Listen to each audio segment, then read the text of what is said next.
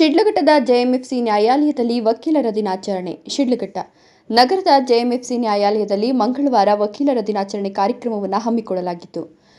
ನ್ಯಾಯಾಲಯದ ಹಿರಿಯ ಸಿವಿಲ್ ನ್ಯಾಯಾಧೀಶ ಮೊಹಮ್ಮದ್ ರೋಷನ್ ಶಾ ಅವರು ಕಾರ್ಯಕ್ರಮವನ್ನು ಉದ್ಘಾಟಿಸಿದರು. ಬಳಿಕ ಮಾತನಾಡಿದ ಅವರು, ತಮ್ಮ ವೃತ್ತಿ ಪವಿತ್ರತೆಯನ್ನು ಕಾಪಾಡಿಕೊಂಡು ಕಕ್ಷಿದಾರರ ವಿಶ್ವಾಸವನ್ನು ಉಳಿಸಿಕೊಳ್ಳುವ ಕೆಲಸವನ್ನು ಮಾಡಿದರೆ ಭವಿಷ್ಯದಲ್ಲಿ ಉತ್ತಮ ಸ್ಥಾನಕ್ಕಿರಲು ಸಹಕಾರಿಯಾಗುತ್ತದೆ ಎಂದರು. ಜೆಎಂಎಫ್ಸಿ ನ್ಯಾಯಾಲಯದ ಪ್ರಧಾನ ಸಿವಿಲ್ ನ್ಯಾಯಾಧೀಶರಾದ ಪೂಜಾ ಜೆ ಮಾತನಾಡಿ, ಹಿರಿಯ ವಕೀಲರ ಮಾರ್ಗದರ್ಶನದಲ್ಲಿ ಕಿರಿಯ ವಕೀಲರು ವೃತ್ತಿಯನ್ನು ವ್ಯವಸ್ಥಿತವಾಗಿ ನಡೆಸಬೇಕು. ಅವರ ಸಲಹೆ ಸೂಚನೆಗಳನ್ನು ಪಾಲಿಸುವ ಮೂಲಕ ವೃತ್ತಿಯಲ್ಲಿ ನೈಪುಣ್ಯತೆ ಹೆಚ್ಚಿಸಿಕೊಳ್ಳಬೇಕು ಅಂತ ಕಿವಿ ಮಾತು ಹೇಳಿದರು. ಶಿಡ್ಲಘಟ್ಟ ತಾಲೂಕು ವಕೀಲರ ಸಂಘದ ಅಧ್ಯಕ್ಷ ನಾರಾಯಣಸ್ವಾಮಿ ಮಾತನಾಡಿ, ವಕೀಲರ ವೃತ್ತಿಯನ್ನು ಆರಾಧಿಸಿದ ಡಾಕ್ಟರ್ ರಾಜೇಂದ್ರ ಪ್ರಸಾದ್ ರವರು ಉನ್ನತ ಸ್ಥಾನವನ್ನು ಅಲಂಕರಿಸಿದರು.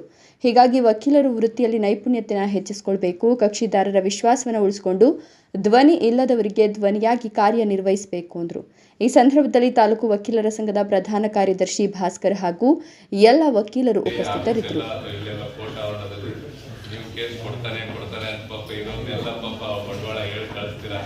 ಬರ್ತೀನಿ ಸ್ವಾಮಿ ಅಂತ ಹೊಂಟೋಗ್ತಾನೆ, ಆಮೇಲೆ ನೋಡಿದ್ರೆ ಅದೆಲ್ಲ ಹೋಗಿರುತ್ತೆ. ಈ ತರ ಎಲ್ಲ ಅನುಭವಗಳು ನಮಗೂ ಆಗಿದೆ, ನಿಮಗೂ ಆಗ್ತಾ ಇದಾವೆ, ಅದು ಸಹಜ. ಆದ್ರೆ ನಾನು ಮೊನ್ನೆ ಯಾರಿಗೂ ಹೇಳುವಾಗ ಹೇಳ್ತಾ ಇದ್ದೆ, ವಕೀಲ ವೃತ್ತಿ ಅನ್ನೋದು ಅಷ್ಟು ಬಂದ ತಕ್ಷಣ ರಿಸಲ್ಟ್ ಕೊಡುವಂತ ವೃತ್ತಿ ಅಲ್ಲ. ಅದರಲ್ಲಿ ತಾಳ್ಮೆ ಅನ್ನೋದು ಯಾರಿಗಿರುತ್ತೆ ಅವನೇ ಉನ್ನತಿ ಪಡೆಯೋಕೆ ಸಾಧ್ಯ. ತಾಳ್ಮೆ ಜೊತೆಗೆ ಅದ್ರ ಬಗ್ಗೆ ಜ್ಞಾನ ರೂಪಿಸ್ಕೊಳ್ತಾ ಹೋಗ್ಬೇಕಾಗುತ್ತೆ. ಸುಮ್ಮನೆ ನಾವು ಏನೋ ಅಲ್ಲಿ ಕಾಲಿಡ್ತೀನಿ, ಎಲ್ಲ ಊರ್ ಕಡೆ ಒಂದು ಕೆಲಸ ಇದೆ, ನಮ್ಮ ತಂದೆ ತಾಯಿದು ಅಥವಾ ನಮ್ದು ಇನ್ಯಾವುದು ಬಿಸ್ನೆಸ್ ಇದೆ, ಇದೊಂದು ಕಾಲಿಡ್ತೀನಿ ಅಂದ್ರೆ ನನ್ನ ಅಭಿಪ್ರಾಯದಲ್ಲಿ ಅದು ಸಕ್ಸಸ್ ಆಗ್ಲಿಕ್ಕೆ ಸಾಧ್ಯ ಇಲ್ಲ. ಒಳ್ಳೆ ವಕೀಲನಾಗಬೇಕು, ಒಳ್ಳೆ ಹೆಸರು ಮಾಡಬೇಕು, ಉನ್ನತ ಸ್ಥಾನಕ್ಕೆ ಹೋಗ್ಬೇಕು ಅನ್ನೋ ನಿಮ್ಮ ಆಸೆ ಇದ್ರೆ ದಯವಿಟ್ಟು ಇದ್ರ ಬಗ್ಗೆ ನೀವು ನಂಬಿಕೆ ಇಡಿ.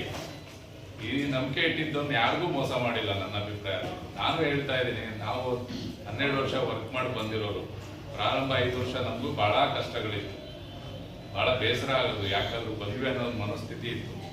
ತದನಂತರ ನಾವು ಯಾವತ್ತೂ ಅದನ್ನ ಬಿಟ್ಟು ಹೋಗ್ಲಿಲ್ಲ. ಸಣ್ಣದಾಗ್ಲಿ ದೊಡ್ಡದಾಗ್ಲಿ ಕೇಸಸ್ಗಳು ಬಂದಾಗ ಬಹಳ ಪ್ರಾಂಪ್ಟಾಗಿ ಅದರಿಂದ ಕ್ಲೈಂಟ್ನ ನಾವು ಅಪ್ರೋಚ್ ಮಾಡ್ಕೊಂಡು, ಅವ್ರನ್ನ ಫಾಲೋ ಅಪ್ ಮಾಡ್ಕೊಂಡು, ಅವ್ರಿಗೆ ಇರೋ ವಿಚಾರಗಳನ್ನ ಪ್ರಾಂಪ್ಟಾಗಿ ಹೇಳ್ಕೊಂಡು, ಏನಿದೆ ವಸ್ತುಸ್ಥಿತಿ ಗಮನಕ್ಕೆ ತಂದು ಅವನ ಜೊತೆ ನಾವು ಬೇಕಾಗಿರೋ ಮಾಹಿತಿಗಳನ್ನ ಪಡ್ಕೊಂಡು ಕೋರ್ಟ್ಗೂ ಕೂಡ ಅದೇ ರೀತಿಯಲ್ಲಿ ನಾವು ವಿಚಾರಗಳನ್ನ ತಗೊಂಡು ಹೋಗ್ತಾ ಇದ್ವಿ. ಹಾಗಾಗಿ ನೀವು ವಕೀಲ ವೃತ್ತಿಗೆ ಬೇಕಾಗಿರೋದೇನು ಅಂದ್ರೆ ಕ್ಲೈಂಟ್ ಜೊತೆ ನಂಬಿಕೆ ಉಳಿಸ್ಕೊಳ್ಳಿ. ಯಾವತ್ತೂ ನೀವು ನಂಬಿಕೆ ಉಳಿಸ್ಕೊತೀರ. ಇವತ್ತು ಅವ್ನು ಒಂದು ಕೇಸ್ ಕೊಡ್ಬೋದು, ಬಟ್ ಯಾವತ್ತೂ ಕೂಡ ನೀವು ಅವನಿಗೆ ನಂಬಿಕೆ ಉಳಿಸ್ಕೊಂಡು, ಅದು ಪಾಸಿಟಿವ್ ಆಗಲಿ ನೆಗೆಟಿವ್ ಆಗಲಿ ರಿಸಲ್ಟು ನೀವು ನಂಬಿಕೆ ಉಳಿಸ್ಕೊಂಡು ಹೋಗಿ ನೀವು ಕರೆಕ್ಟಾಗಿ ಮಾಡ್ತಾ ಇದ್ದೀರಾ ಅಂತ ಒಂದು ನಂಬಿಕೆ ಬಂದರೆ ಕಡಾಖಂಡಿತವಾಗಿ ಅವನು 10 ಜನಕ್ಕೆ ಕರ್ಕೊಂಡು ಬಂದೇ ಬರ್ತಾನೆ. ಇವತ್ತಲ್ಲ ರಿಸಲ್ಟ್ ಏನಾದ್ರೂ ಆಗಲಿ ಸೆಕೆಂಡರಿ. ಬಟ್ ನಾವು ನಂಬಿಕೆ ಉಳಿಸ್ಕೊಳ್ಳೋದು ಒಂದು 10 ಕೇಸಲ್ಲಿ ಒಂದು ಕೇಸಲ್ಲಿ ನೀವು ನಂಬಿಕೆ ಕಳ್ಕೊಂಡ್ರೆ ಅವ್ನು 10 ಜನಕ್ಕೆ ಹೋಗಿ ಹೇಳ್ತಾನೆ ಉಲ್ಟಾ ಸೇರಿ. ಹಾಗಾಗಿ ನೀವು ವಕೀಲ ವೃತ್ತಿಯಲ್ಲಿ ಯಾವತ್ತೂ ಕೂಡ ಮಾಡಬೇಕಾಗಿರೋದೇನು ಪಂಕ್ಚುಲ್ ಆಗಿರ್ಬೇಕು.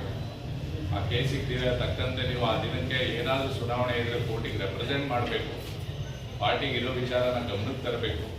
ಏನು ಸಾಧ್ಯ ಇದೆ ಅಟ್ಮೋಸ್ಟ್ ನಿಮ್ಮ ಕೈಯಲ್ಲಿ ಸಾಧ್ಯ ಕೋರ್ಟಿಗೆ ಬರುವಾಗ ರೆಪ್ರೆಸೆಂಟ್ ಮಾಡಿ ಪರಿಹಾರ ಕೊಡಿಸೋಕ್ಕೆ ಪ್ರಯತ್ನ ಮಾಡಬೇಕು.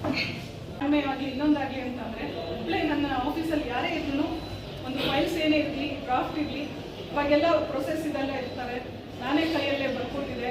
ಸೀನಿಯರ್ ಏನೇನಿರುತ್ತೆ ಅದೆಲ್ಲ ಒಂದೊಂದು ಕಾಪೀಸೆಲ್ಲ ನಾನು ಜೆರಾಕ್ಸ್ ಮಾಡಿಸ್ಕೊಂಡು ಇಟ್ಕೊತಿದ್ದೆ.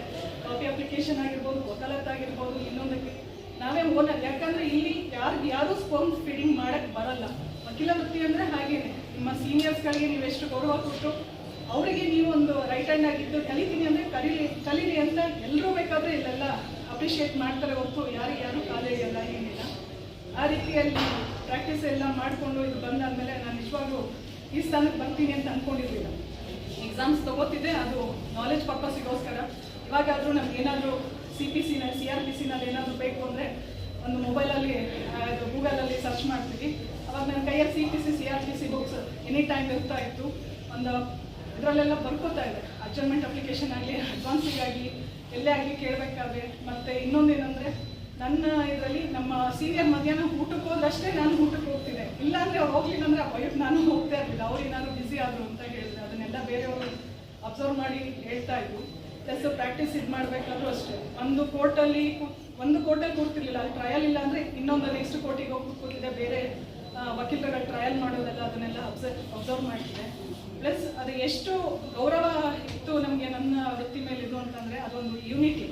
ಎಲ್ಲ ಇದು ಬಂದಾಗ ಸರ್ ಹೇಳಿದಂಗೆ ಬಾಯ್ಪಾಟಿಗೆ ಬಂದಾಗ ಅದೊಂದು ಯೂನಿಟಿ ನೋಡಿದಾಗ ಖುಷಿ ಆಗುತ್ತೆ. ಯಾವುದೇ ವಿಚಾರಗಳಾಗಲಿ ಹೊರಗಡೆ ಸೊಸೈಟಿನಲ್ಲಿ ಏನೇ ನಡೀತಾ ಇರುತ್ತೆ, ಒಂದು ವಕೀಲರು ಒಬ್ಬರು ಧ್ವನಿ ಎತ್ತಿದ್ರು ಅಂದರೆ ಅದರಲ್ಲಿರೋ ಶಕ್ತಿನೇ ಬೇರೆ. ಹಾಗಾಗಿ ವೃತ್ತಿನ ಇನ್ನೆಲ್ಲ ಚೆನ್ನಾಗಿ ನಡೆಸ್ಕೊಂಡು ಹೋಗಿ ಅಂತ ಕೇಳ್ಕೊತಾ ಎಲ್ಲ ಡಿಸೆಂಬರ್ 3, 1884 ರಾಜೇಂದ್ರ ಪ್ರಸಾದ್ ಅವರು ಹುಟ್ಟಿದ ಇವತ್ತು. ಅವರು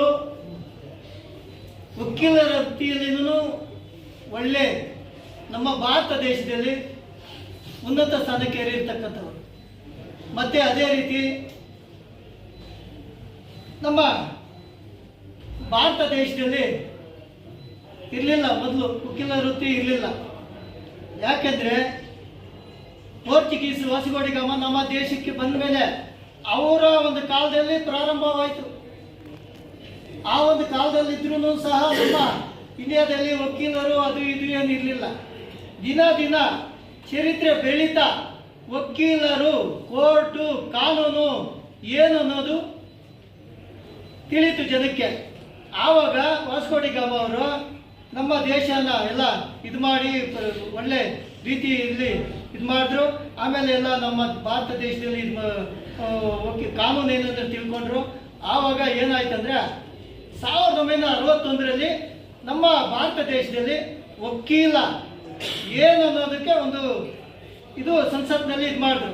ಆ ಸಂಸತ್ನಲ್ಲಿ ಮಾಡಬೇಕಾಗಿದ್ರೆ ಈ ರಾಜೇಂದ್ರ ಪ್ರಸಾದ್ ಅವರು 1948ರಲ್ಲಿ ಅದನ್ನ ಹಿಂದೆ ವರ್ಷ 15 ಆಗಸ್ಟ್ 47ರಲ್ಲಿ ಸ್ವಾತಂತ್ರ್ಯ ಬಂದ ಮೇಲೆ 48ರಿಂದ 50ವರೆಗೂ ಅವರು ಒಂದು ಈ ಸಂಸತ್ ಅಧ್ಯಕ್ಷರಾಗಿದ್ದರು. ಆಮೇಲೆ ಸಂಸತ್ ಅಧ್ಯಕ್ಷರಾದ್ಮೇಲೆ ಸಂಸತ್ನಲ್ಲಿ ಇದೆಲ್ಲ ಕಾನೂನುಗಳೆಲ್ಲ ಹುಟ್ಟಿದ ಮೇಲೆ ಮತ್ತೆ ಈ ಒಂದು ಅಧಿವೇಶನದಲ್ಲಿ ಮತ್ತೆ ಪಾಸ್ ಮಾಡಿದ್ರು ಅವರು ರಾಜೇಂದ್ರ ಪ್ರಸಾದ್ ಅವರೇ. ಸರಿ, ಆಮೇಲೆ ತಮಗೆಲ್ಲರಿಗೂ ಗೊತ್ತಿದೆ ನಮ್ಮ ಭಾರತ ದೇಶದಲ್ಲಿ ಏನು ಕಾನೂನು ಅಡಿಯಲ್ಲಿ ಏನೇನು ನಡೀತಾ ಇದೆ ಈಗ ಅನ್ನೋದಕ್ಕೆ. ನಮ್ಮ ಭಾರತ ದೇಶದಲ್ಲಿ ಒಳ್ಳೆ ಇದರಲ್ಲಿದ್ದಾರೆ. ನಮ್ಮ ಇಬ್ಬರು ಸಾಹೇಬ್ರುಗಳು ಹೇಳಿದ್ರು ನಾವು ಹೇಗಿರಬೇಕು ಏನು ಅನ್ನೋದಕ್ಕೆ.